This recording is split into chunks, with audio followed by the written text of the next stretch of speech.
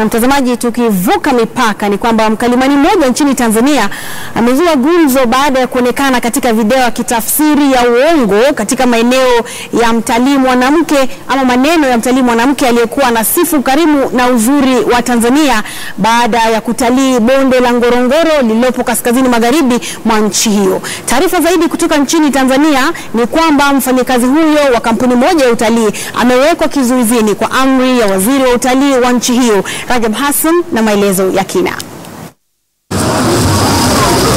Arusha na mji wa Mara ilipo mbuga maarufu ya Serengeti na bonde la Ngorongoro, watu wake hutegemea sana shughuli za utalii. Wapo waliojiajiri kama wakalimani, wakifasiri lugha kwa watalii wasiojua lugha ya Kiswahili au lugha ya kiasili za wenyeji wa maeneo hayo. Lakini utani mwingi wakati wa kazi, hasara yake huwa kubwa. Hi! My visit to Tanzania has been beautiful, gorgeous. The people are fabulously wonderful and friendly. Greetings are always jumbo. Happy to be here.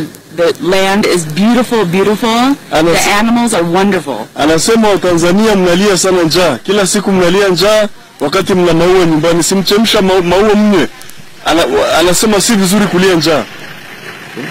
The variety of animals and people you see is incredible. Mwanamke huyu mtalii anasifu sana ukarimu na uzuri wa Tanzania baada ya kutalii bonde la Ngorongoro, lakini mkalimani anaongeza uongo mwingi. It will be an experience to savor for all of your life. It is fantastic and beautiful and incredible and just unremarkable. Anasema muhangaike na pembeni za nchi kumwache rais hawezi kutoka ikulu kuwapikia chakula. Hivyo mjipikie wenyewe. Magazeti mtaani na hata mtandaoni yamechapisha kwa wingi habari ya mkalimani feki anayetajwa kutoka mbuga ya Serengeti iliyo kaskazini magharibi mwa Tanzania, na alikamatwa siku ya Alhamisi kwa agizo la waziri wa utalii Profesa Jumanne Magembe, kwani wadau wengi walitaka jamaa huyo kuwekwa kizuizini kwa upotoshaji.